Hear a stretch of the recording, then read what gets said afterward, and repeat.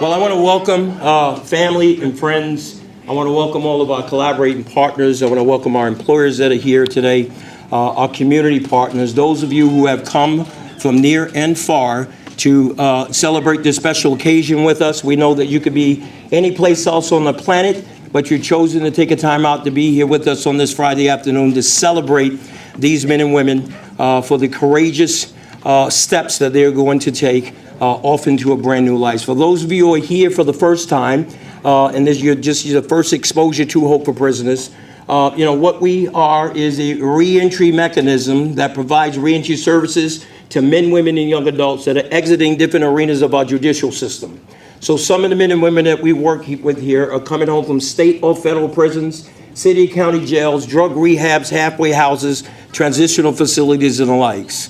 And what we do is provide the supportive services to help these men and women not only get acclimated back into workplaces, but we want to make sure there's a mechanisms in place through partnerships that we built up with employers across Southern Nevada, that once they get inside the workplace, they're going to be afforded every opportunity to thrive and be able to grow and afforded every opportunity to succeed. Our organization addresses the needs for them to get acclimated back into the family to ensure that there's a mechanism in place to help with that family reunification component, because I know that everyone in this room can attest to the fact that if the family life is not right, if the home life is not right, then everything else in the world has a tendency to fall apart. But then on the back end of the process, because there's a long-term 18-month journey where we've committed to walk with them, wanting to do everything we possibly can to ensure that we're helping them to be stand-up leaders in the community with an overall goal of them never, ever, ever reoffending again. So our organization was founded back in 2009, and since that time, we've had a chance to work with over 3,000 men and women who have been through this process.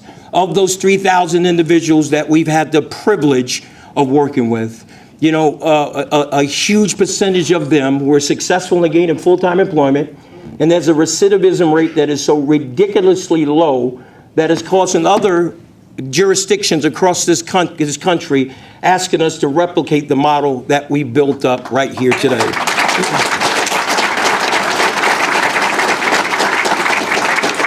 We could not have that level of success without the unprecedented partnerships that we have with folks in the community, and I'm just going to read a few of them off, and we just want to thank you for those partnerships.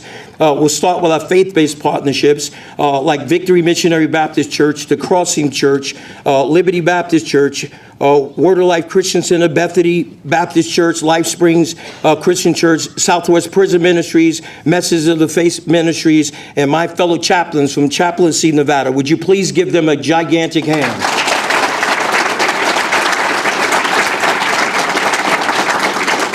Hope for Prisoners processes referrals from different agencies like the Clark County Detention Center.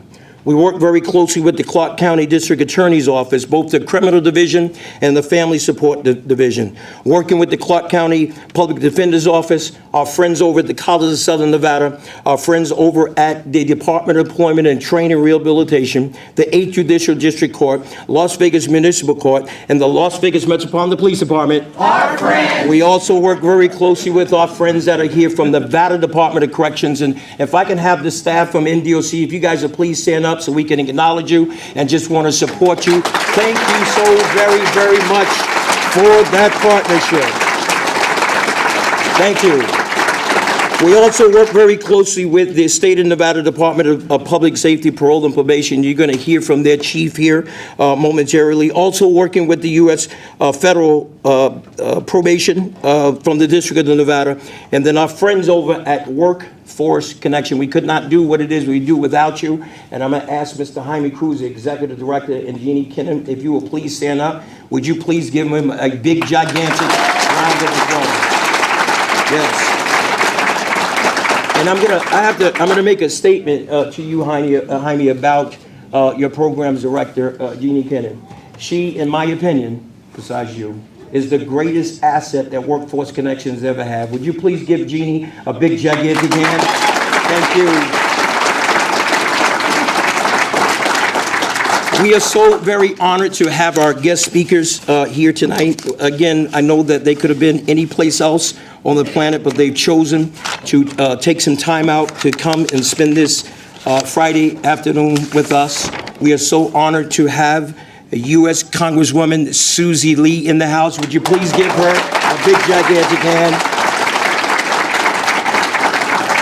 We also have the new Director of Nevada Department of Corrections, Mr. Charles Daniels. Would you please give him a big, gigantic hand? We also have the Chief of Parole and Probation here, Miss Ann Carpenter. Would you please give her a big, gigantic hand? And from the Las Vegas Metropolitan Police Department, Captain Neldon Burrows. We are so glad you're here. Thank you so very much. And from the Department of Employment, Training, and Rehabilitation, one of the greatest leaders that I know, we have Dr. Tiffany Tyler. Please give her a big gigantic hand. And we are so honored to have the Honorable Judge Richard Boulware here for the first time to administer our oath. Would you please give him a big, gigantic hand? So we have a whole lot of ground to cover. It's going to be exciting. We're going to hear some vivid visions from some of our graduates. We're going to hear an incredible story about an alumni graduate who graduated 7 years ago. And, you know, whenever I talk about our alumni graduates, right, it's just like for those of us who go to church, we would rather not hear the sermon, but to be able to see the sermon, right? We don't want to hear about a redeemed life. We want to see a life that's been redeemed. So we are so honored to have our alumni graduate come up and speak. So our first speaker that I am going to introduce you to, and I left your bio over there. I'm wondering if I need to read that bio for you. I don't have to. But let me tell you a little bit about, all right, Chief Ann Carpenter. You know, from the very first time that we ever met Chief Carpenter, right? Having conversations with her and to be able to sit in the room and talk about the work that we need to get done in this community in order for people to be successful. It was indeed refreshing to have what she was saying coming from the position inside parole and probation. We have thoroughly enjoyed our partnership with parole and probation, with parole officers, referring people over to us. And every time I see this lady in the community, whether it's down south, up north, she is always talking about how could we better do what it is we're doing. So if you guys would please put your hands together for the awesome, amazing, incredible Chief Ann Carpenter.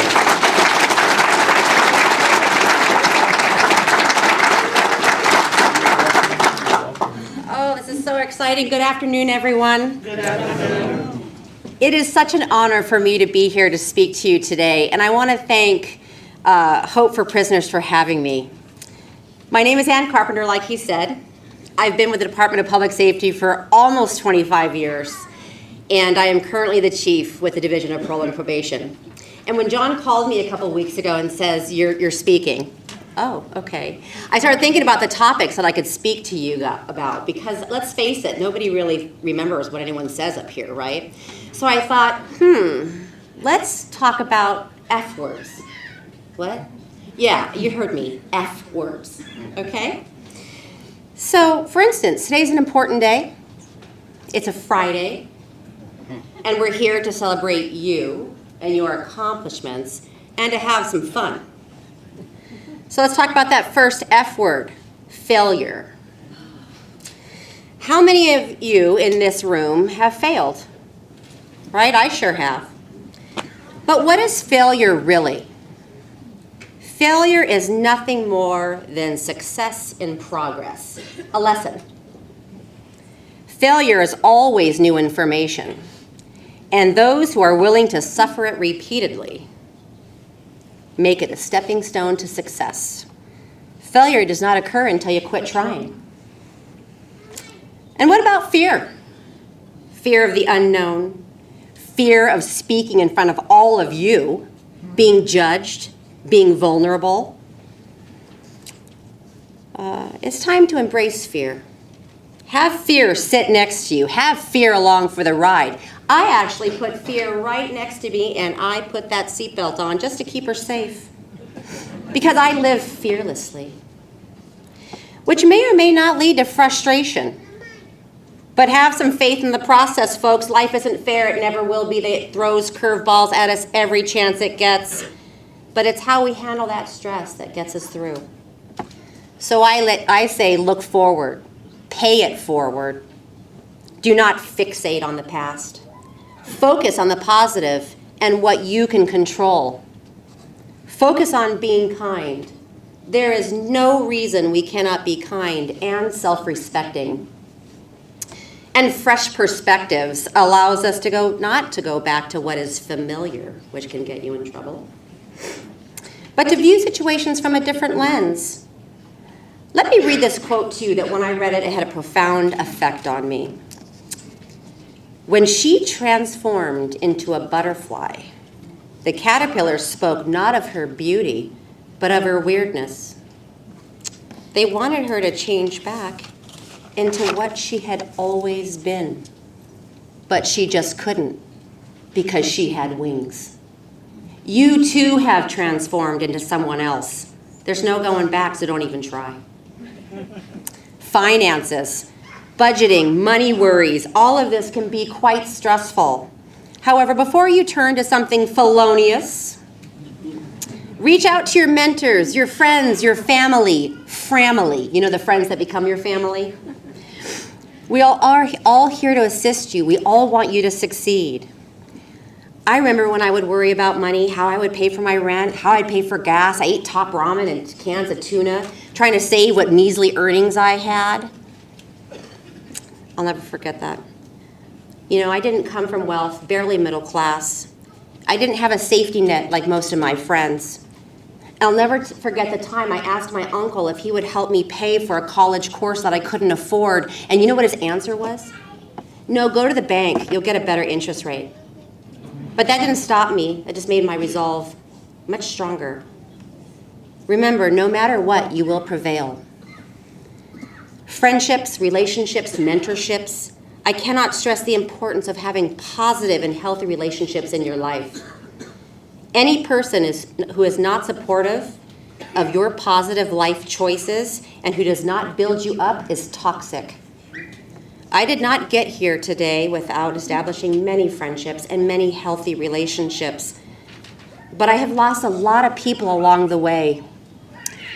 I thought they were my friends, but they were actually fake friends. They weren't worthy of my time and energy. Remember this. Choose your friends wisely. It matters. Family is very important. It's a priority. I know mine is. I have a daughter and a husband. They're my life. They're my safety net. They're my support system. How many of you are parents? A lot of us. I hope we can agree that our little ones are our future. Another F word, get it? We as parents need to teach them the skills that they need to be successful. And I'm not talking about just academics. I am talking about encouraging them to be compassionate, to be generous, to give back. Your future can be anything. They say if you can see it, you can be it. And that's where Hope for Prisoners comes in. Like wind or water over stone, Hope for Prisoners reshapes lives. The skills that you have learned are invaluable. Use them. All of you have something under your chair. It should be taped under your chair. Can you go get it real quick? I know I'm pretty tricky, folks. Ooh, F, another word, folks. Okay, so to end this, everyone almost has it? Got it? These triangles, in summation, the engineers say that triangles are the strongest geometric shape, and they're used extensively in construction of buildings and bridges. The way I see it is this triangle represents a few things. One side is the state of Nevada, whether it's the Department of Public Safety, Nevada Parole and Probation, whether it's NDOC, DETR, DHHS. The other side is Las Vegas Metropolitan Police Department and all of our community partners. And that third piece is Hope for Prisoners. Together, we can make a difference to inspire, to empower, to protect. Because let's face it, folks, it's just what we do. Thank you.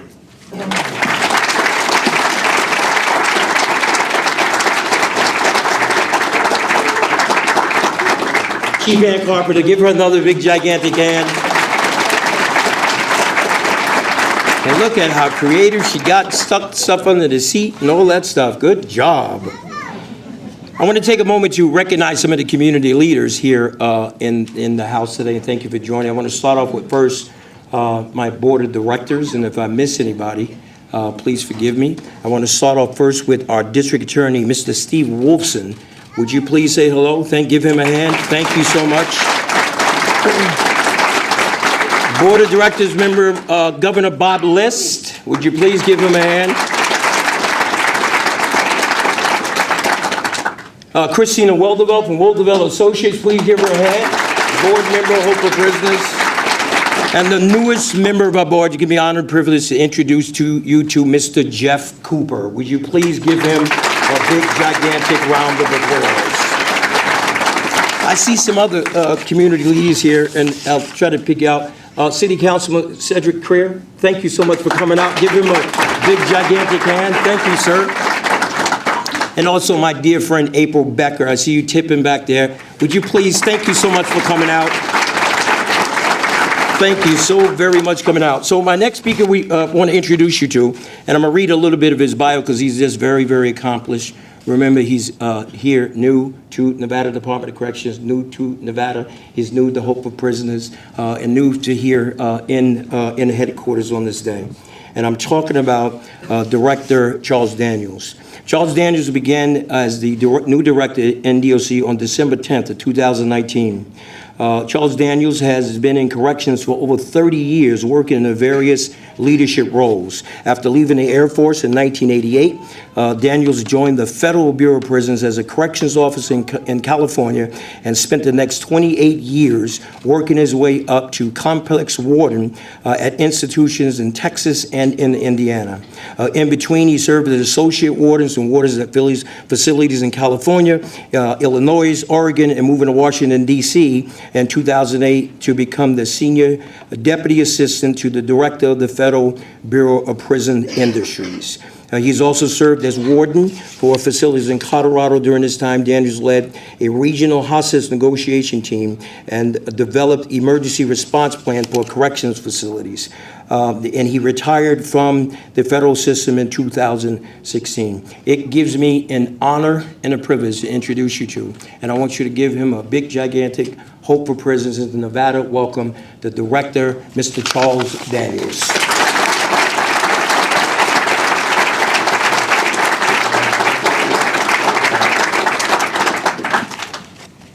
Well, good evening, everyone. It'd be helpful if I turned this on, would it not? Can you hear me? All right. Well, I really appreciate the introduction. But once again, good evening, and my name is Charles Daniels, and I currently serve as the director of the Nevada Department of Corrections. Today is a wonderful day as it represents the completion of my 5th week of service to the citizens of Nevada. I thank Hope for Prisons and Jon Ponder for inviting me here to represent Nevada Department of Corrections' 3,000 outstanding staff and our 13,000 offenders. Now let me turn my attention to the men and the women who have successfully completed the 5-day Leadership Academy. First of all, congratulations. Thank you. Embrace this moment as it signifies your determination to transition from the thoughts of what a better tomorrow looks like into goals, action plans, and mile markers representing forward movement on your new journey. Having said that, I want to share with you 3 traits embedded in your faith that will assist you regardless of the challenges you will undoubtedly encounter during the next phase of your journey. And I'd like you to really pay attention to what I'm about to say. The very first one is discipline. Literally, anyone and everyone here that's had any form of success, whether it be monetary in their life, in their relationships, have had to have discipline because not every day is a good day. Not every moment is a great moment. But if you're willing to stay the course, the will to persevere over and over and over again, you are well on your way to moving forward. Oh, I wasn't working? No. Well, heck, we're going to have to start over. Wow, I thought we were doing well. But that's okay. You know why? Because it's about perseverance. We'll make this happen. The discipline to carry on, even though this did not start out right. But guess what? You see the smile on my face, and you see the energy that I have, because this is about you. It's about everyone else here. The support system. Everyone that has taken their time to be here because they want to support you and make a difference. So now let me carry on. The next thing is focus. You got to have some focus. If you're disciplined, but you don't have focus, you will wander. It's easy to be sidetracked. It's easy to get involved in the things that don't really matter. What matters right now is your future and your relationship with the people that care about you. And that includes the people of the community that you may never meet or never remember. There are people out there that are supporting you. They want you to do better. They're standing beside you. They'll be there to help you pull yourself back up. If you don't get knocked down every once in a while, you have not tried. That's exactly what that's about. So what about you? So right now we've talked about discipline. We've now talked about focus, which is nothing more than a clear definition of attention and interest. What interests you? Clear definition. Are we doing this again? Clifford, make sure you don't hit the green button.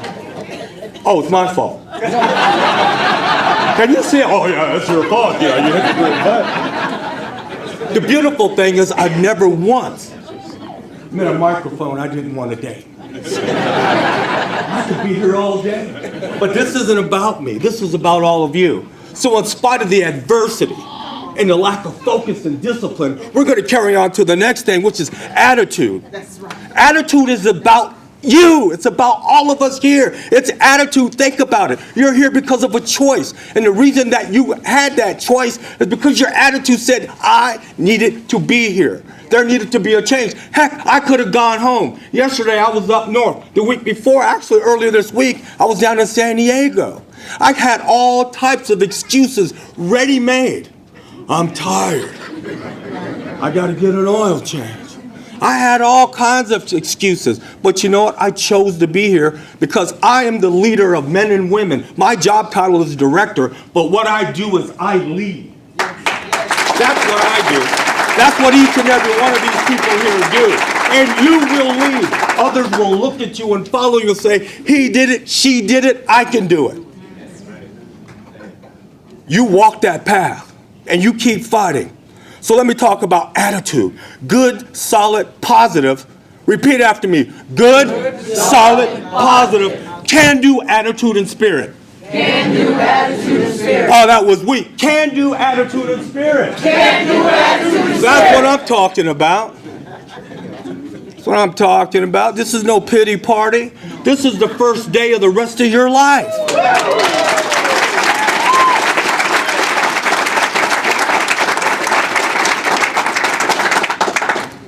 My team will continue to address criminal justice reform with the same discipline, focus, and attitude we are recommending of you. Join us in our journey, and you represent what is good and what is right, and you let us to carry the torch on the outside. Can you still hear me? Because are we losing this again? Because that was good stuff, and I'm thinking, some of these people out here don't hear me, and it's like, then where's that felt like that was going to blame me again? Is he still here? Listen, all kidding aside, this is about you and your tomorrow. But think about it. Every single one of you represent others. The people that are pulling for you, your family, the people waiting for you to get out and embark on that journey with you. Think about that on the days that get tough. On those rainy days, it's cold, it's too hot. You may not want to get up. Somebody's getting on your nerve. And the response to that is, so what? Get up. Because it's easy to get by with that with a good, solid, positive, can-do attitude and spirit. It's easy to do. I tell people all the time, you can't give me bad morale. You can inconvenience me and you can disappoint me, but I'll never have bad morale. You know why? I love what I do. I have a good family. I have people that care about me, but I'm of service to others, and you can't stop me from serving others. Wonderful. Thank you all very much and have a wonderful evening.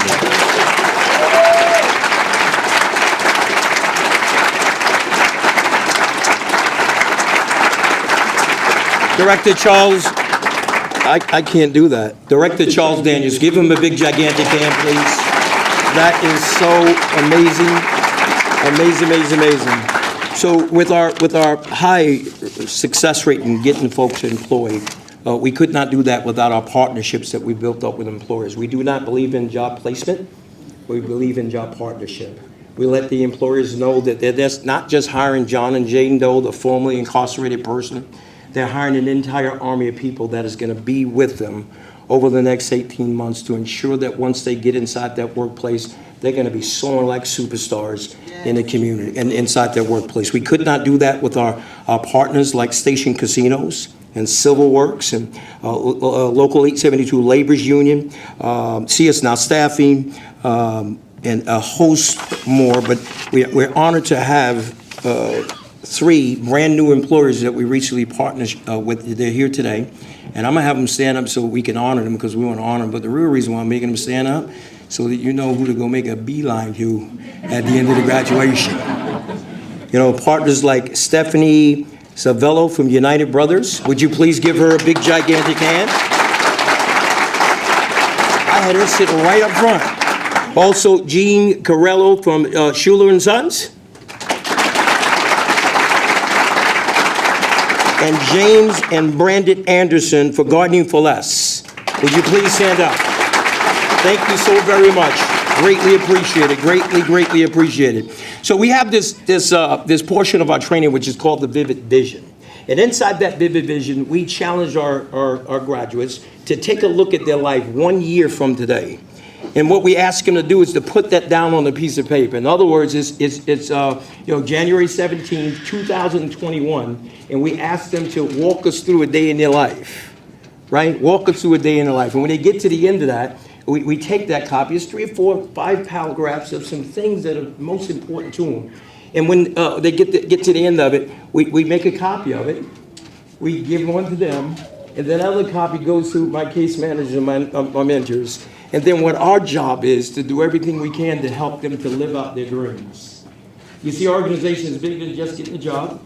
It's all about building up a brand new life and being able to come alongside folks to help them to be able to get there. There was one young man back out in 2014 who was once in your shoes. He sat where you were. He didn't graduate here because back then we was in this little tiny building. Let me tell you a story. One day the sheriff came out there and it was so hot in there. He was wiping the sweat with his tie and said, "John, you can't have graduations down here anymore. And this is where you open up Metro headquarters." But he stood up into that room and he shared his vivid vision. And his story is a story of redemption, and it's a story of transformation, and it's a story of getting up to the next level of life. You guys would please put your hands together for Hope for Prisoners alumni, Mr. Lazaro Santana.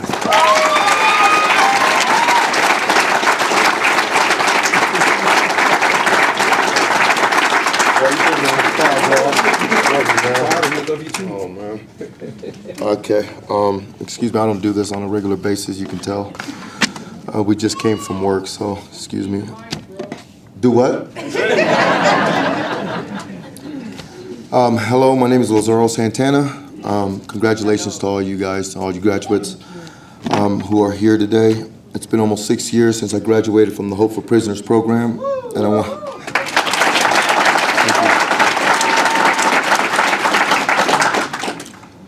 want to tell you that your journey is just beginning. Seriously, it really is. Thank you to all of you who are here tonight to celebrate, and thank you for allowing me to share my story. Sorry I didn't have enough time to memorize this. My story is real simple. It's just like a lot of you guys. I was well, not this part anyway, but I was born in Cuba, and I came to the U.S. in Mariel boat lift in 1980. I am the oldest of my siblings, and we grew up with both our parents. I know it sounds glorious to say that I was raised in South Beach, but that's not the case. We were a family of immigrants that came to this country with absolutely nothing but the clothes on our backs, literally the clothes on our backs. I can still smell the blood in the water. My dad did upholstery for a living, and my mom was a housewife that would help my dad work, obviously. We lived in extreme poverty and spent most of our nights sleeping in motels along the beach of Miami.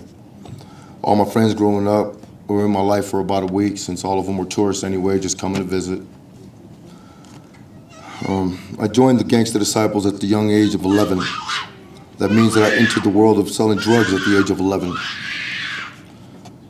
I quit school and became very familiar with the judicial system. My young teen years reached a point where I was in jail every single week.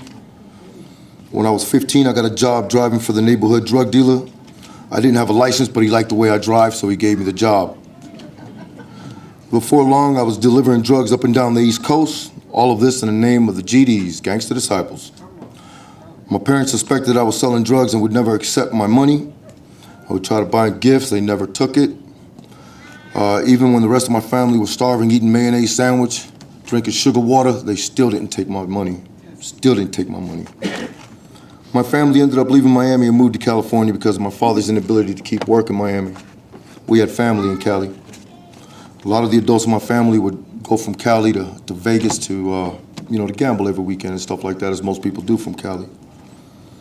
I was 22 years old when I moved to Las Vegas. Once again, we moved from California. Although my environment had changed, my behaviors and habits had not, and I found myself sentenced to the Nevada Department of Corrections for 10 to 25 years for high-level trafficking. I served 11 years straight. When I first got out of prison, I was completely lost in my inability to communicate effectively with civilians. My mentality, my actions, my movement, and every single bit of me was programmed to survive in the hell we call prison. I had the desire to change, but I didn't know how. A friend of mine's mom was a retired Metro police officer, amazing person. And she told me about this place, Hope for Prisoners. And she said, listen, they might have something for you. You should go look at these people. You should go hear what they got to say. They told me about John. And John was in prison before, and he could probably hear what I got to say. He probably understand what I got to say. He can probably feel you try to talk to these people and they don't understand what you're going through. It's hell, they don't get it. John gets it. So I decided to hit up Hope for Prisoner and give him a shot. Man, that changed my life completely. Hope for Prisoners offered me a way to feel human again, a way to integrate back into society. Society doesn't understand what it's like to live in prison for such a long time and then come out to a world that isn't the same as you went in. Hope for Prisoners taught me how to speak to people again. They taught me how to dress, how to talk, how to walk, even how to fill out resumes. Hope for Prisoners gave me the confidence and the ability to successfully reintegrate myself back into society. They set me up with a really good job, and I even had a Metro officer as my mentor, Sergeant Thacker. This was a huge for me because typically the last person that an inmate wants to see or even have as a mentor is a Metropolitan Police officer, let alone a sergeant. He's a Seahawks fan, so it's okay. Anyway, Hope for Prisoners taught me one really, really important thing about cops. Now I see them, they refuel in the same parking lot as my establishment. So we say hi all the time. But they just, listen, they're just regular people and they're just doing a job that nobody wants to do, but everybody wants to talk trash about. We have to have them. They do a thankless job. Sorry, I put that in on my own. I apologize for that. I'm kind of passionate about that. We're wrong for judging people because they wear a badge. They're good people. Hope for Prisoners sorry, thank you.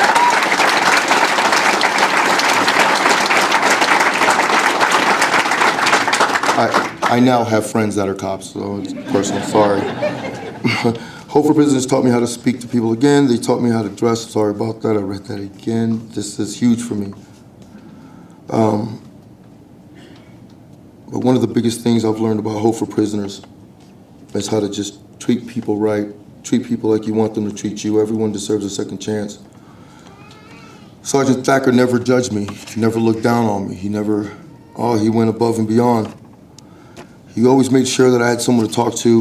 He always calling me. Even when I didn't want to answer the phone, he was still calling me. And I knew that it was him. I'd answer after a while.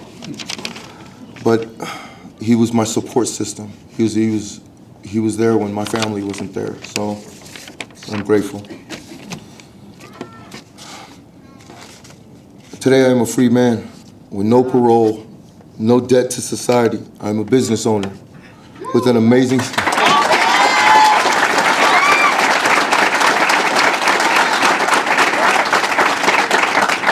No, seriously, I'm already blinking back tears. Seriously, I'm a owner of an amazing company called the Oil Change Center. It's a company I can call my own. It's my own. I don't work for someone. I work for myself. I'm able to hire you. I'm able to hire you. It's a beautiful, beautiful feeling to be able to do that.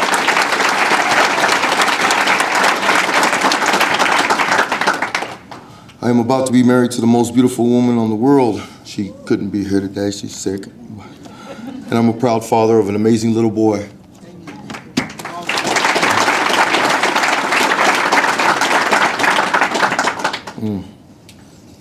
I am not a convict. I am not an inmate. I am a man.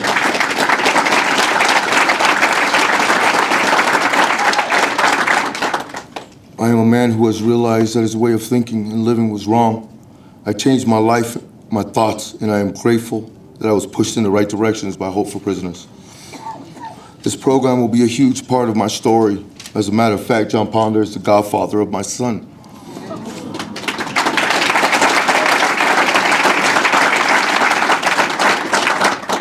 I completed this program, I graduated, and I know firsthand what this program means. Now I reach back, and I'm able to help people experiencing the same things that I went through. To those of you who graduated today, remember that anything and everything that is done in the past is just that, in the past. The only thing that can hold you back from your rightful place in this world right now is you. Stay focused, stay consistent, and stay connected to Hope for Prisoners. Even when you feel like you can stand on your own, still stay connected. 18 months, forget about it. 6 years. 6 years, forget 18 months. They're there. 10 years, 20 years, hope is there. Don't worry about that. It won't be easy, but it'll be worth it.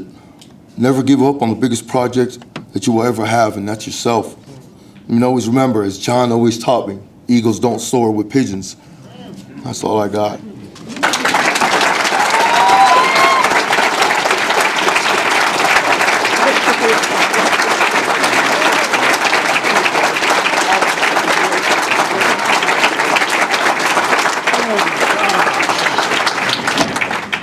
That's Lazaro Santana. Please give him a big gigantic hand.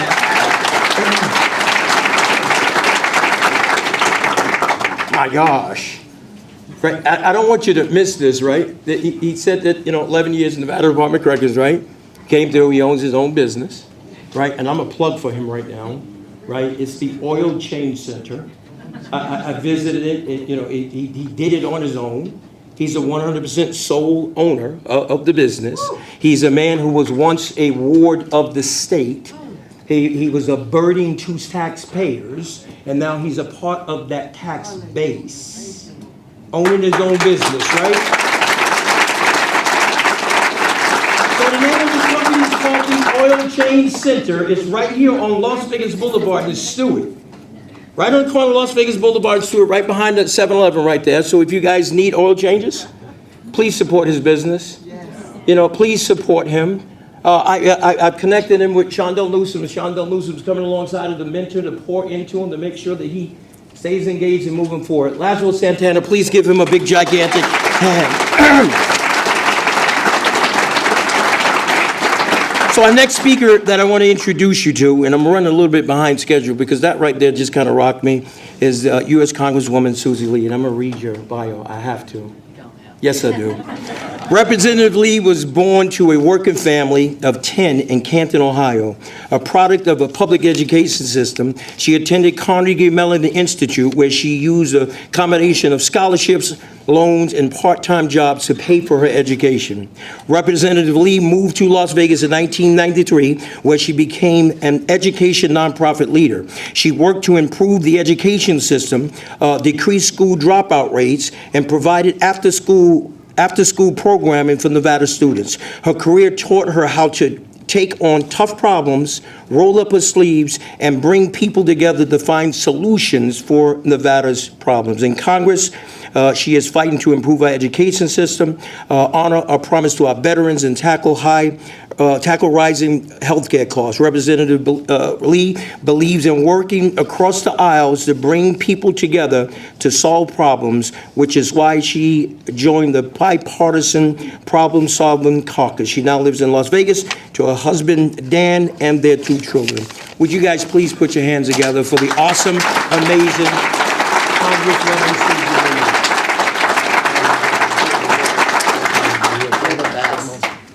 Wow, that was quite a story. First of all, I'd like all of you to look around this room and look at the community that is here supporting you. And it's really a testament to all the work that Jon has put together into Hope for Prisoners. But I want you to know it's a testament to you, that you are worthy, and you're worthy of what lies ahead of you. You know, for so long in our correctional and our criminal justice system, you know, the term punishment means pain or loss that serves as retribution. So once you serve, you served, right? That's your retribution. But for so long in our country, you served and you got out and you had to keep paying over and over again. And that's why we've seen so many people end up back to where they came from. And what is so incredible about Hope for Prisoners is my underlying belief that it's not programs that change people, it's people that change people.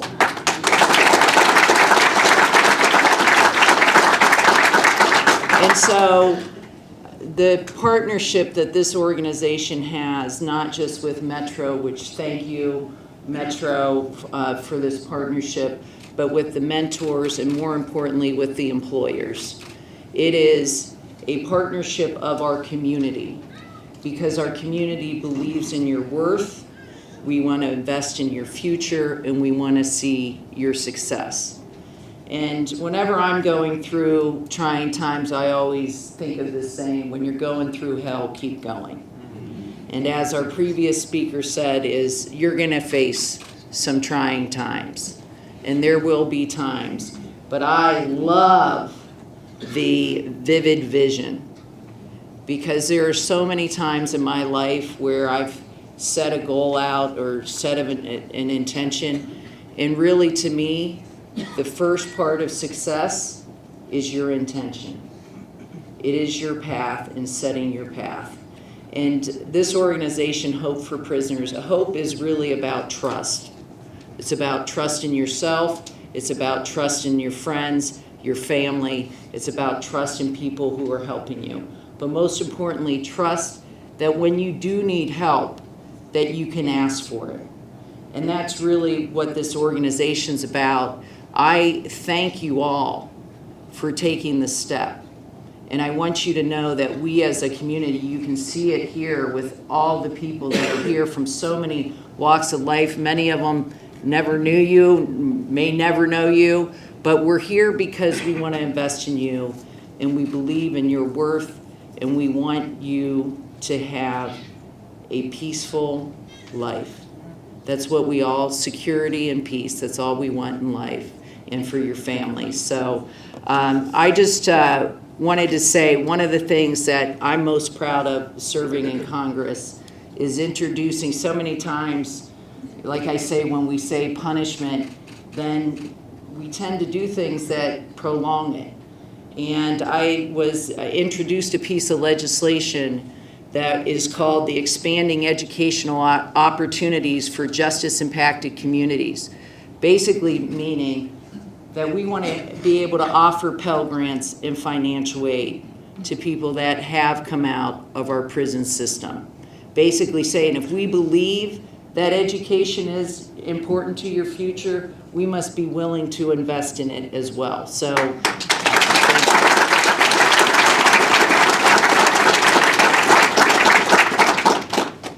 I'm going to end because I don't want to prolong this celebration because we got too much to go. But all I just want to say is, you know, whenever we think about what it means to make a strong community. And we think about programs, you know, for so long across this country, people have struggled with recidivism, et cetera. But it really starts with one word, and that word is love. And so I just want to give a huge shout out for Jon Ponder, first of all, for loving himself enough, but also for loving our community and loving you enough to have this program, and for everyone in this room who has stepped up and will continue to step up to support you. So best of luck. We are here for you, and keep on fighting the good fight.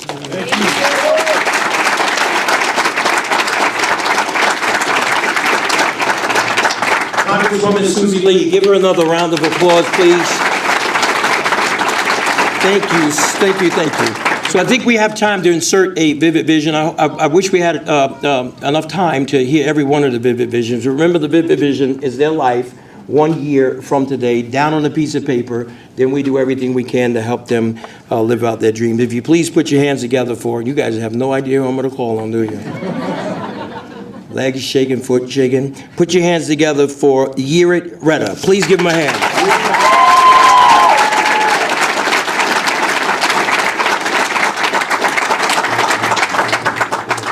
You're welcome. Okay. I just want to give him some retainer, right?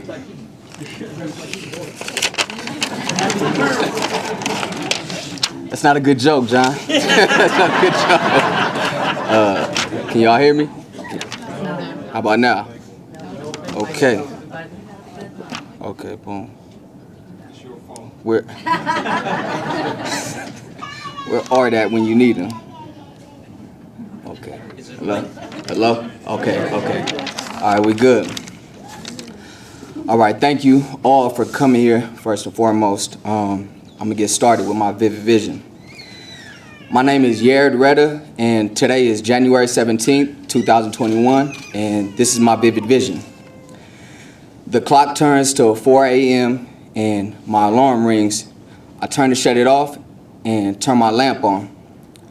I lay on my back and stare at the ceiling and reflect on the past 35 months of my prison incarceration, 13 of which I've been blessed to be at Casa Grande, a Hope for Prisoner graduate, a full-time employee for a casino, a part-time college student, just 30 credits shy of my degree in physical therapy, with a paid internship with the Las Vegas Raiders this summer.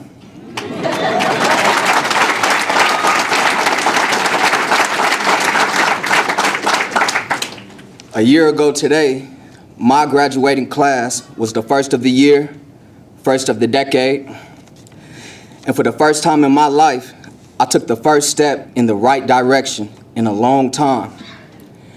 Revisiting that 40-hour workshop week, the lessons I learned were life-changing. The effects were immediate.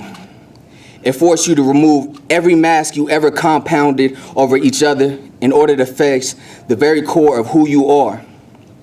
You see, Jon Ponder told me it's okay to take that mask off and be who you are and not who you think people want you to be.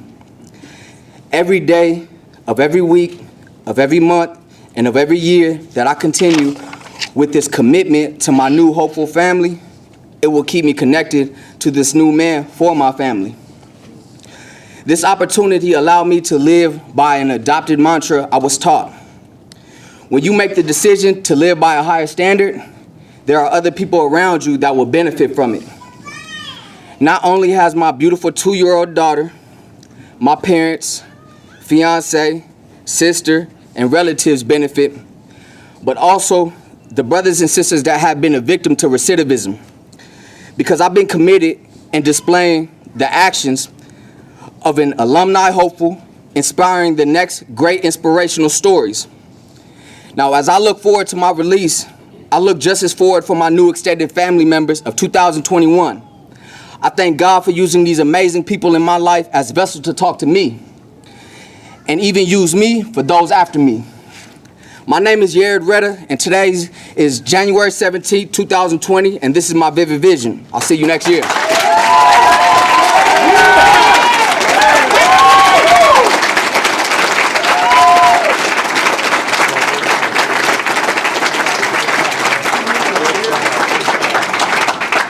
Goodness, please give him another hand. Was that not powerful?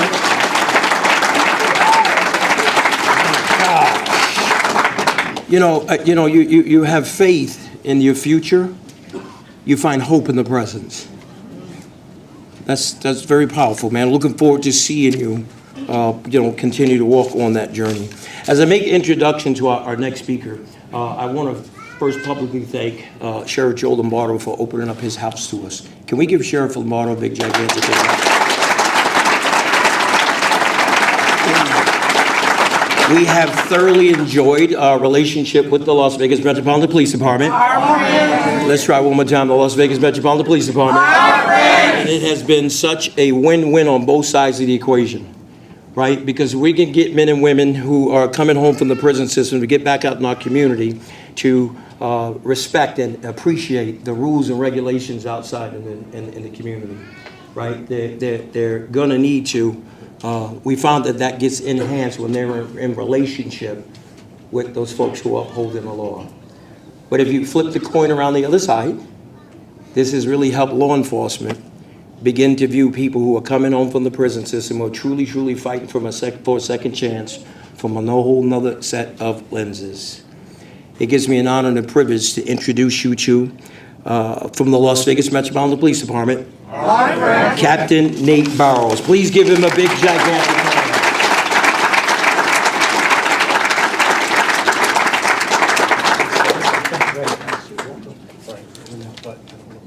Oh, yeah. Art's going to be standing by with the microphone. No, I see the button, I'm going to avoid it. Thank you, everybody. I mean this sincerely, it's an honor to speak to you. I respect what you've done, I respect the steps you've taken, and these speakers are a tough act to follow. I just want to say that right off the bat. Especially the vivid visions, okay? Just remember that could be you in a few years. Discipline, focus, attitude. I want to add one more to all those efforts we heard. Hard work. To get where you got today, to where you are, it's hard work, right? Yes. Absolutely. To mean something, it needs to be hard, right? Okay? When you walk across here and pick up that certificate, let me put it this way. If I was to pull someone off the road and walk them in here and hand them that certificate, would it mean what it's going to mean to you? No. No, because you put in the work. Yeah. All right? Now, I had a lot to say, but I'm going to cut it short because there's a whole lot to say here. I just want to tell you a story from my life. Now, I'm going to tell you I did not live a difficult life by most people's standards. Wasn't rich, I wasn't poor. It was comfortable. I had the good fortune, like Lazaro, being the oldest kid in my family. There's some advantages that come with that. There's some advantages that come with being every kid in the family. One of those advantages was that I got to spend a lot of more time with my parents than my siblings will. Within about a year of being married, I was born. Actually, within less than 10 months, I like to tease my parents about that. They're very conservative Christians. I was a premature baby, so I like to tease them that the timeline didn't quite add up. But I was just really, really, really little when I was born. My dad had about 2 years left of college, and then he started medical school. And so I got, some of my first memories are living in a mobile home in the downtown St. Louis. That's where we lived. Those were lean times while he was going to med school. 3x5 cars everywhere because that's how he learned. And it wasn't until a few years ago that we figured out, my dad was one of five brothers. He was somewhere in the mix. Recently, within the last 5 or 10 years, the other four brothers have been diagnosed with dyslexia, very severe dyslexia. And I'm pretty certain that my dad also had it. And I'll base it on this. He writes very well, but within about 5 minutes of trying to read anything, that man is asleep. And he could have just slept 8 hours and picked up the paper in the morning, and he's out. He has an extremely difficult time reading and soaking in information.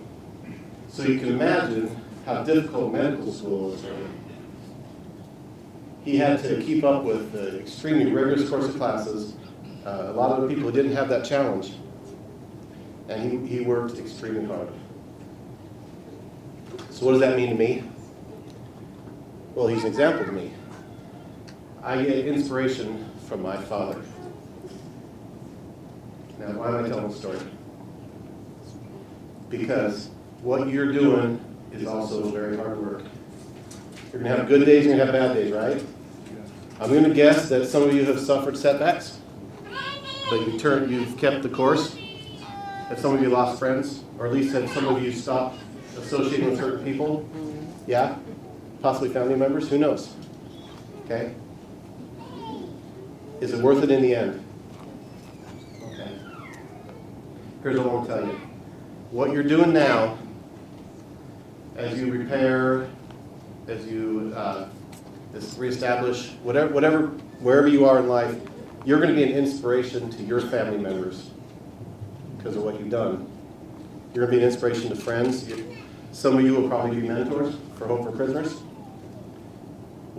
What you've done, that hard work, is going to inspire others. Just like my dad, with his hard work, inspired me. So congratulations, and thank you very much.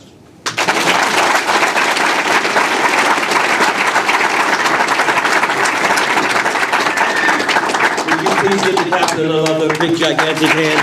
Thank you so very, very, very, very much. And as we move right along, it gives me an honor and privilege to introduce you to our final speaker of this evening, right? And it's none other than Dr. Tiffany Tyler. And she has accomplished so much stuff on here. I'm going to try to read it as fast as I possibly can. I want to say hello to my friends from Dress of Success. Would you guys please wave? Thank you so very much, right? All of our ladies that have gotten Dress of Success is taking care of that, so thank you so very much. So Dr. Tiffany Tyler Gardner was appointed as Director of the Nevada Department of Employment and Training and Rehabilitation, or DETR, by Governor Steve Sisolak early in 2019. In this capacity, she serves as a member of the Governor's Cabinet, overseeing the daily operations of DETR, which includes more than 1,000 staff members and several offices throughout the great state of Nevada. Prior to becoming director of DETR, Dr. Tyler Gardner served as the CEO of Community and Schools of Nevada since August of 2016. In her capacity at Community and Schools, she oversaw services provided to 68,000 students in 63 schools statewide, including programs highlighting workforce development, youth development, reentry, and diversion. Prior to her services at CIS of Nevada, she was the Chief Operating Officer for Nevada Partners, where she was tasked with overseeing the administration of programs and servicing addressing Southern Nevada's at-risk youth and the youth population. Dr. Tyler Gardner holds a doctorate degree in educational psychology from the University of Nevada, Las Vegas, a master's of science degree in counseling. She's been getting busy. From California and State University, Northridge, and a bachelor's of art degree in sociology and psychology from the University of Southern California. Man, it is an honor and a privilege, and I'm not saying this just because she's right here in this room. She is by far one of the greatest leaders and inspirations that I know. You guys, please put your hands together for the amazing Dr. Tiffany Tyler Gardner.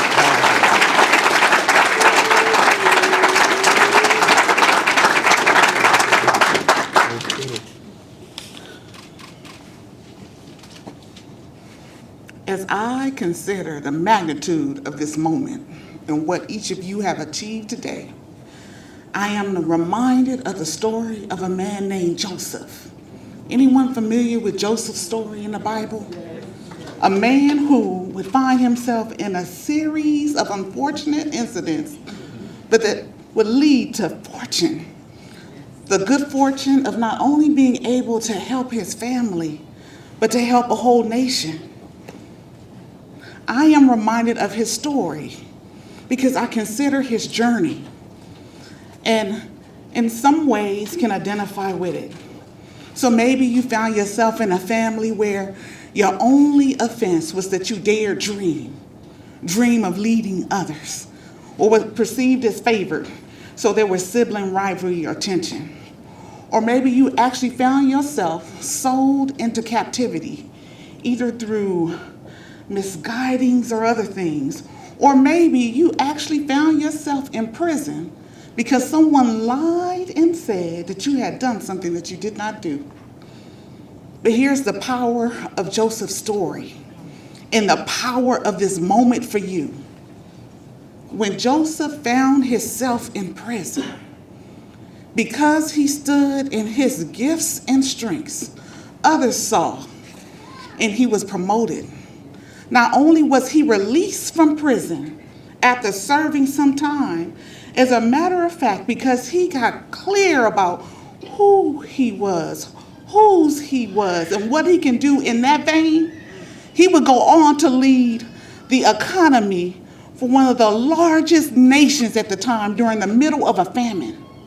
So at a time when everyone else had found themselves lost or wondering what would become of them, because he was standing in his gifts finally, embracing who he was made to be, standing in the truth of what he was, he not only went on to lead folks out of famine or poverty, but he found himself across the table from the very family members who resulted in his first time being in prison. You heard that story before? Can you see it in your own life, maybe in some ways? I can tell you that I've seen it in mine. You heard the long list of schooling, right? All the classes that I've taken.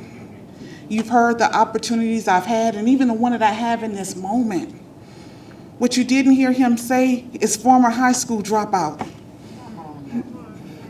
What you didn't hear him say was single mother of two sons in tow in the middle of South Central Los Angeles during the riots, wondering what would become of us. What you did not hear him say was that she was raised by a young foster youth who found herself on a bus with a ticket one way to LA because there was no place for her in that rural community. And no doubt, hearing those circumstances, you might even be tempted to ask, well, what becomes of those people? And if you dare say to yourself, what will become of me? I need you to stand in the truth of this moment and know that what will become of you is even greater than what you've accomplished today. See, the fact that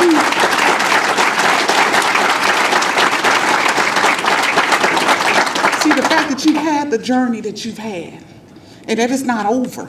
And how do I know it's not over? Because you are here in this moment, above ground, not only with an opportunity, but with some real things under your belt.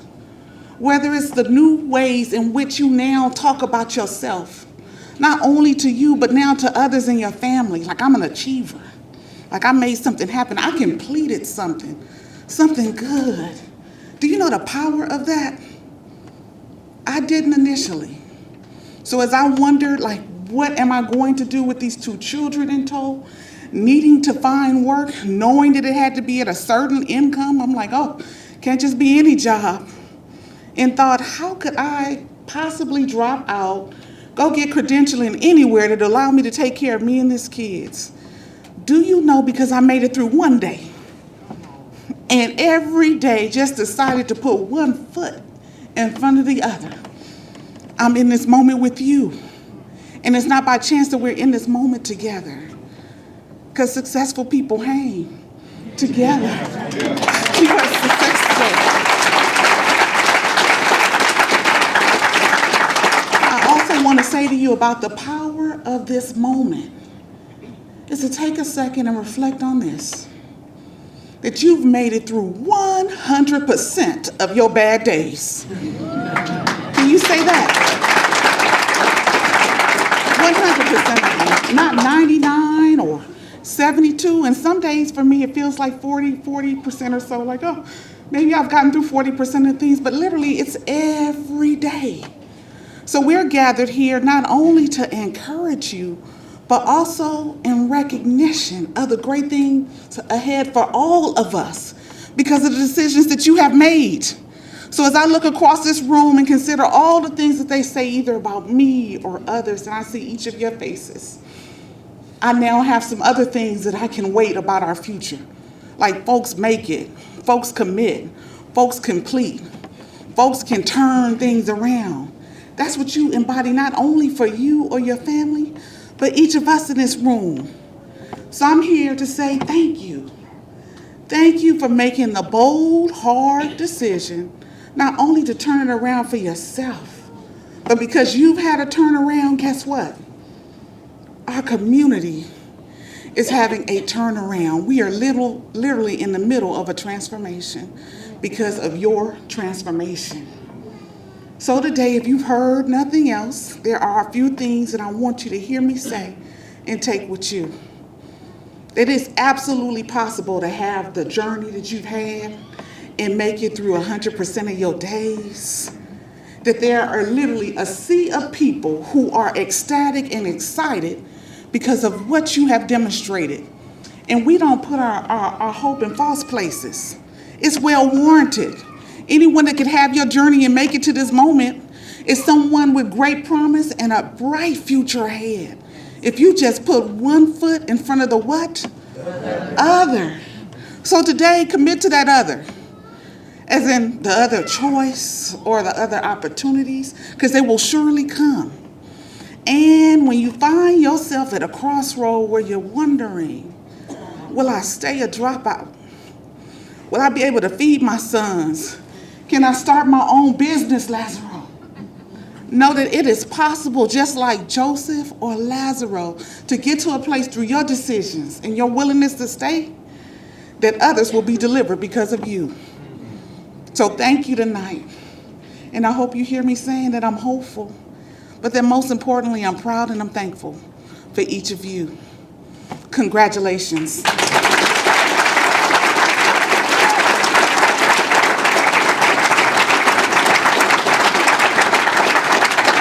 Dr. Tiffany Tyler, please give her another round of applause. Awesome, awesome, awesome, amazing. As we prepare to administer our vote, I'm going to ask the graduates if you please stand to your feet. And as we welcome up the Honorable Richard F. Bulwer, I'm going to tell you a little bit about his bio so you can see who he is. Judge Richard Franklin Bulwer II was nominated to the United States District Court for Nevada by President Barack Obama on January 16, 2014. On June 12, 2014, Judge Bulwer was sworn in as a United States District Court judge and maintains his chamber in Las Vegas, Nevada. He has served on numerous nonprofit boards and community committees focusing on education reform and other issues facing disadvantaged, indigent, and at-risk individuals in our community. Please put your hands together for the Honorable Richard Franklin Bulwer.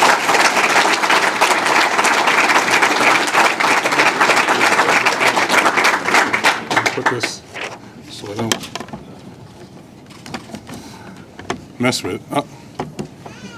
I try to do that and not turn it on.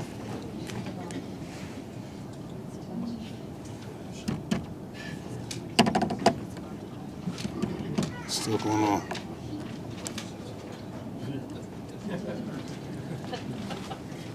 I try to put it in there so it wouldn't need it. You know what? I'm gonna let you put it in there. That way, I'm not responsible for it. So it'll be my fault. Exactly. There we go.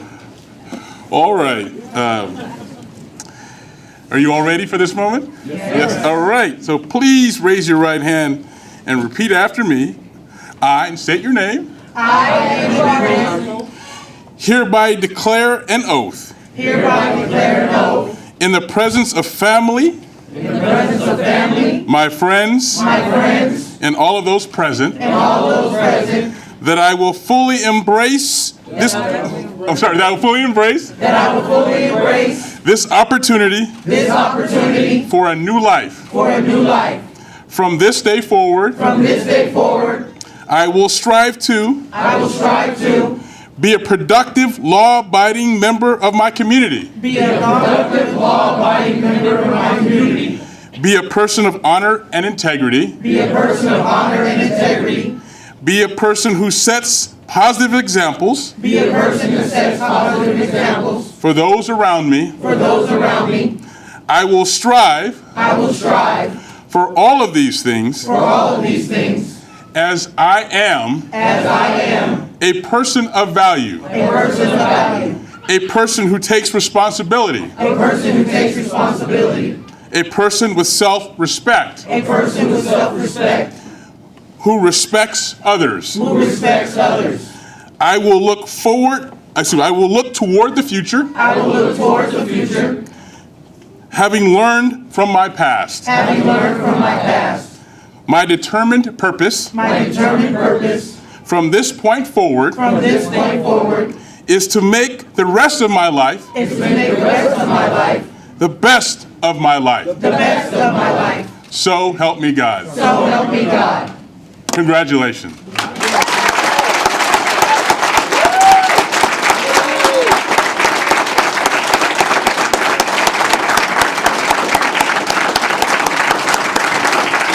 You all can take your seats. I am going to say just a few things before we all celebrate, which is what we're all here to do. But I did want to congratulate you and take an opportunity just to say how much I admire what you've done. In my job, people are usually not happy to see me at work. And I'm sure you all would be happy not to see me at work as well. But what I wanted to share with you, having been a judge for many years and seeing people who are successful, not successful, is the one thing that hope gives for you is people. When I see people who are not successful in front of me, it's because they don't have the people when they need them to be able to hold them up. You are going to have days, trust me, and you know that, where it's not going to be everyone in this room here to celebrate you. It's not going to have that same feeling of celebration, where you're going to need someone, as we all do, to be successful. And that is what hope does for you. It gives you the hope in the darkest hour when you need it. And I would urge you to call upon the people who you've met here, your mentors, when you need it. Because the people who are not successful that I see are the people who in that moment do not reach out for help when they need it. The other thing that I wanted to tell you is that this system that you've been through can rob you of your dignity. But what I want to tell you is no one can take that from you. It was given to you by God. It can never be taken away. So a judge who sentences you, other people who may look down upon you, cannot take that away. You don't need to look to anyone else for the dignity that is inherent in who you are. And each day that you are successful, each day that you build upon that, you reclaim that and you own it, and it will lift you up. So you don't need to look to me as a judge to reclaim that. You don't need to look to Metro or anyone else to reclaim that, because it has never been taken from you. And it will always be there inside of you and guiding you. No one can rob you of the dignity that is inherent to you as people and human beings. And so I want to be here to congratulate you and to say, I hope I never have to see you, except to be able to say on the street, congratulations and well done. Because that's what I hope to be able to do. Congratulations, well done, let's celebrate.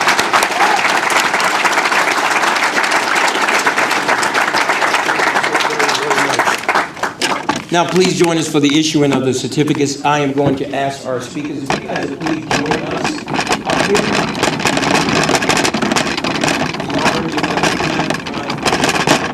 Do this real fast, right? Because we have the Henderson Police Department here. They're our friends too. So can I say the Henderson? So can I say to our officers, please come up and join us. And Councilman Greer, if you wanted to join us, we'd be honored if you would join us as well to issue some certificates. And how about my friend April Becker? April Becker, would you please come stand next to me?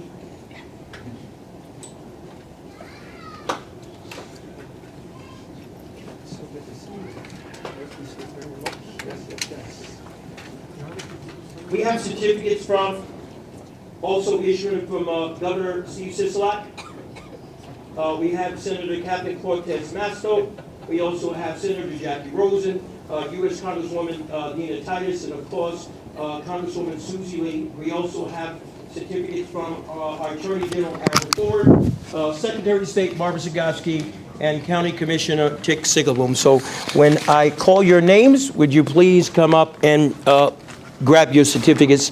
If you would please put your hands together for Hope for Prisoners graduate, Mr. Vincent Alexis.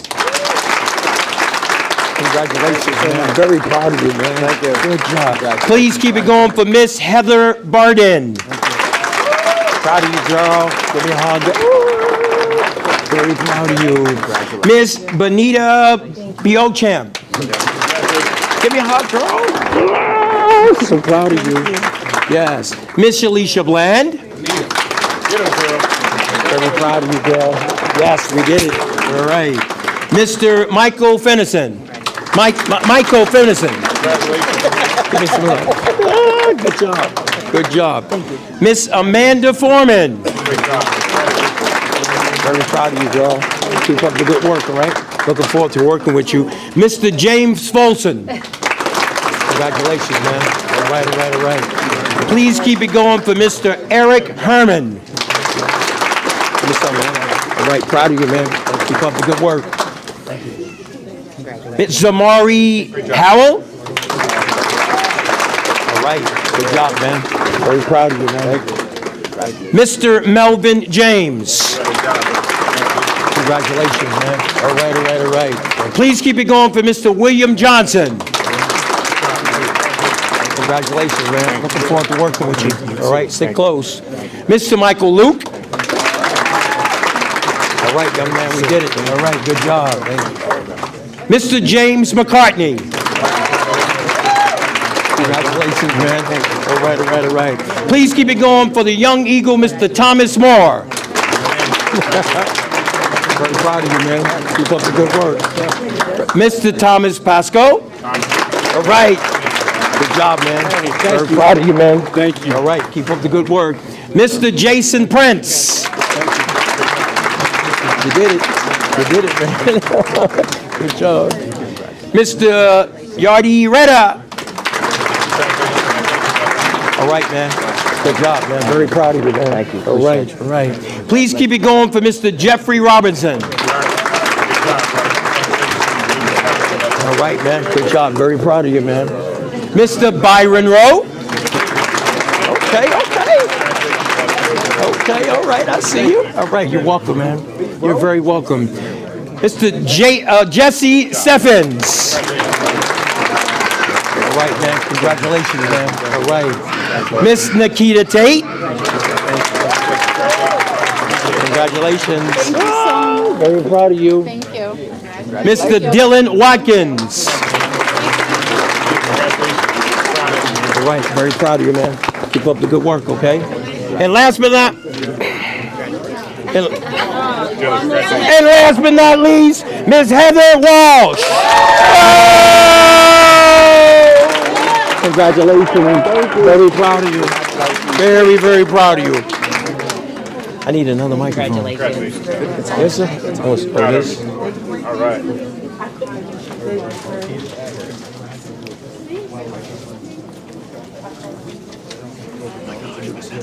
Thank you, April. Yes.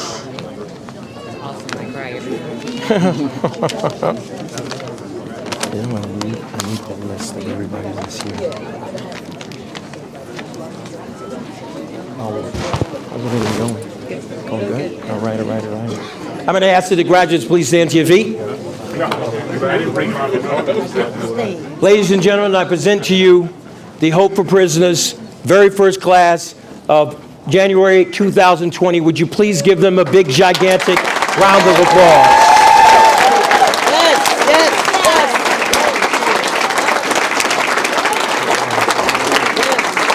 In closing, we certainly like to thank all of our speakers that have come out to join us tonight.